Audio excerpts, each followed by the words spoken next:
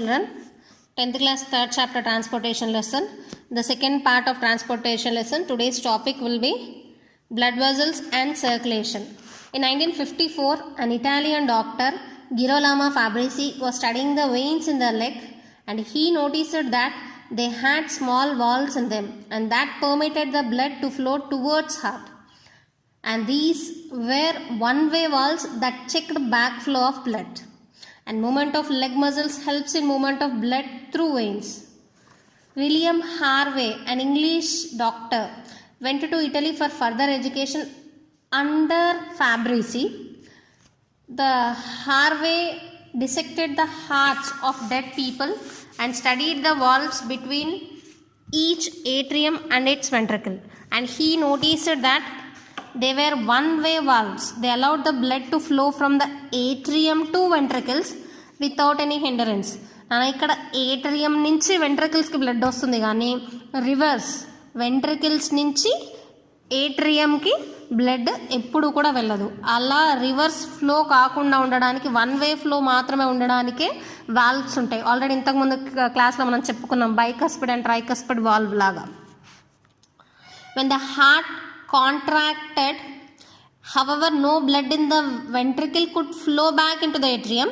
Instead, all the blood was pushed out into the arteries. And Harvey checked that by tying off and blocking different veins in animals, he found that the veins always bulged on the side of the block away from the heart, as though the blood was trying to flow towards the heart. This was true of all veins. And in the arteries, the blood bulged on the heart side of any block, and he put in as though it was trying to flow away from the heart and could not move in the other direction. And for this purpose, he did an experiment. Let us see one activity. In this activity, tie a tonquist just above the elbow of your friend and whose blood vessels are prominent in the hand. Ask him to hold a firm support, and now the blood vessels can be seen more prominently, and locate a prominent bluish blood vessel at the end of the vessel farthest from the elbow.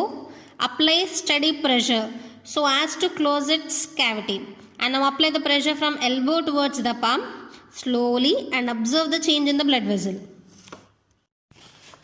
Remove the pressure and apply pressure from palm towards elbow and see what will happen. Harvey have now saw what was happening. The heart pushed blood into the arteries and the blood returned by way of the veins, and it did this for both ventricles, and the blood had a double circulation. Starting from the right ventricle, blood left by way of the arteries to the lungs and returned by way of veins to the left atrium, and this is known as pulmonary circulation. And from there it flowed into the left ventricle and left by way of aorta to the rest of the body and returned by way of the veins to the right atrium. From here it moved into the right ventricle. This is known as systemic circulation. As blood reaches the heart 2 times through pulmonary cycle and again through systemic cycle, it is called as double circulation. Harvey measured how much blood the heart pumped in one contraction and also counted the number of contractions. And Harvey also found that in 1 hour the heart pumped out a quantity of blood that was 3 times the weight of a man. The body could not use up blood and form new blood at such a rate. The same blood had to circulate and be used over and over again. Marcello Malpighi used the microscope to see tiny blood vessels that were invisible with naked eye. And Malpighi studied the wings of bat.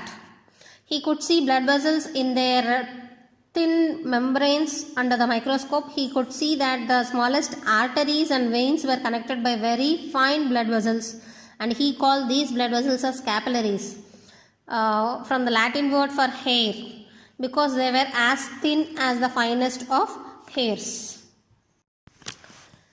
Arteries and veins. Arteries carry blood from heart to the body parts, and veins carry blood from body organs to heart.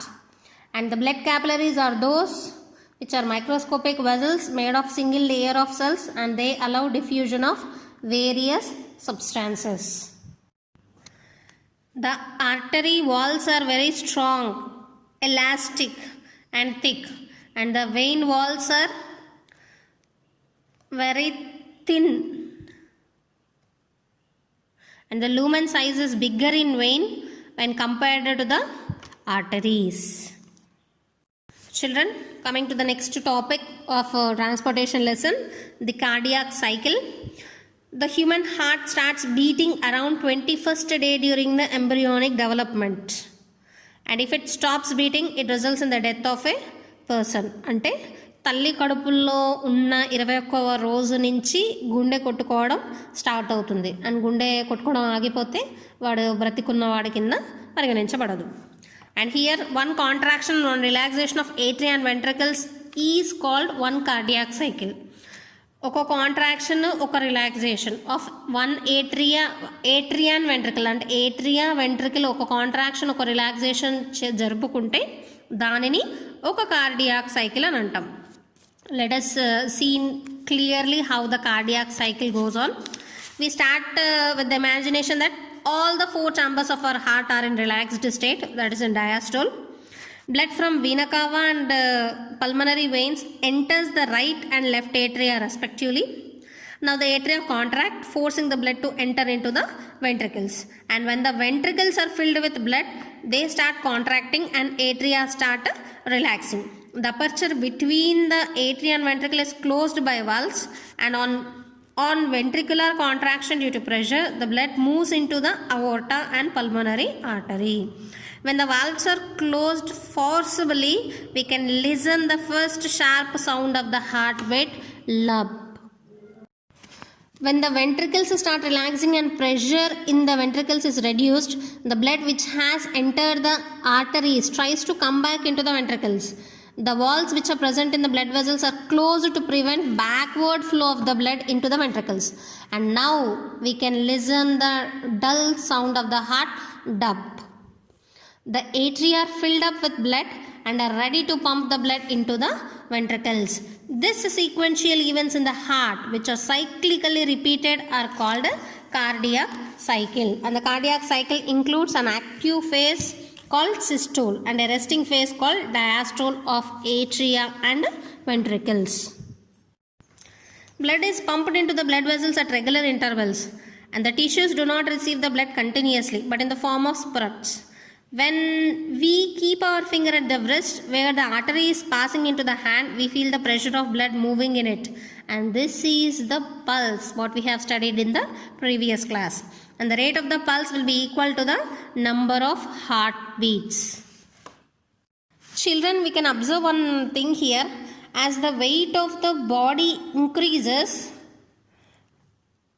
the number of the heartbeats will be decreased. For example, a blue whale which is weighing about